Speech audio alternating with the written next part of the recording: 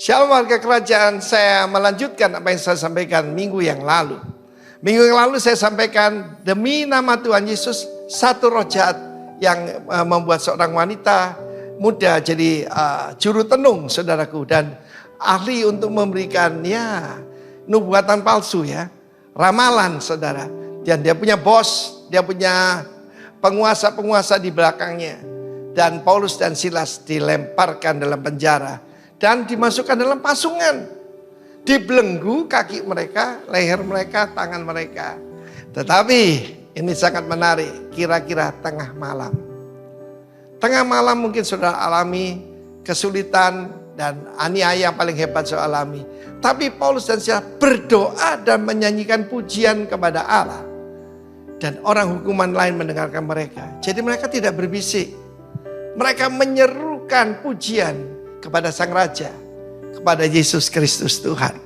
Dan apa yang terjadi luar biasa. Mereka ini sudah dipenuhi dengan Roh Kudus, itu dinamis.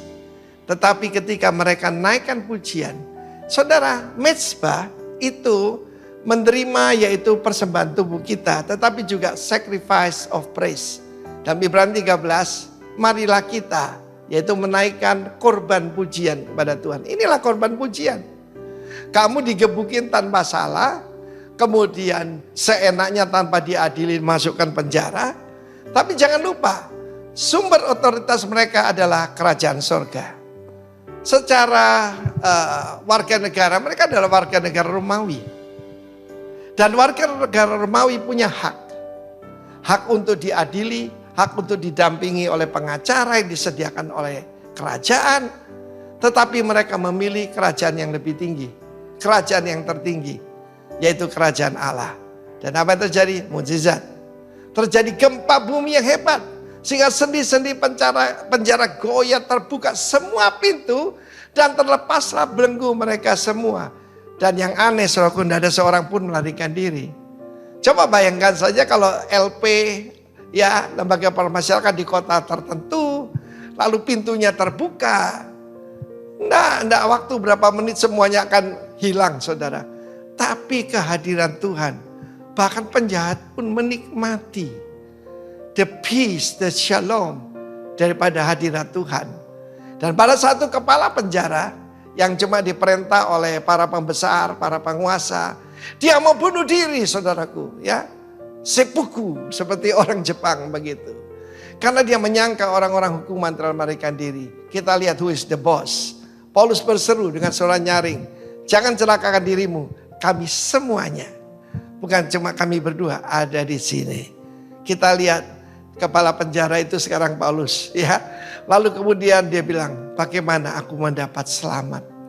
Dia mencoba untuk suit the healing daripada tubuhnya Paulus dan Silas, saudaraku.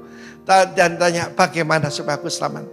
Believe in the Lord Jesus Christ. Engkau dan semua yang ada di rumahmu. Buat semua saudara yang keluargamu belum semuanya diselamatkan. Ada janji Tuhan yang luar biasa. Pada saat itu, saudaraku, ketika mereka dikeluarkan, para pembesar berkata, lepaskan mereka. Karena apa, saudaraku? Pada saat itu mereka berkata, saya nanya sendiri. Kami ini warga negara Rom. Sekarang dia harus tahu haknya. Saudaraku, yang bisa mengeluarkan dan menghancurkan kuasa kegelapan adalah kerajaan sorga. Tetapi sebagai warga negara, kalau kita warga negara Indonesia harus tahu hak-haknya kita. Dan pada saat itu semua pejabat pembesar itu ketakutan luar biasa. Sebab saudaraku, ternyata mereka adalah warga negara Romawi. Firman Allah berkata dua orang mewakili suatu kerajaan. Maka rajanya ada di tengah-tengah mereka. Artinya di backup oleh seluruh kekuatan hukum yang berlaku di negara itu. Saya mau beritahu kepada saudara, sumber otoritas mereka pakai dua-duanya. Tetapi tentu saja yang tertinggi, lebih tinggi dari kerajaan Romawi. Romawi mencoba menghancurkan kekristenan, tapi mereka gagal. Karena ada kerajaan yang lebih tinggi. Jangan takut dengan aniaya, teruslah memberitakan Injil. Tetaplah berani, tetapi tetap perlu dengan hikmat Tuhan. Usirlah roh-roh jahat dalam nama Yesus. Amin.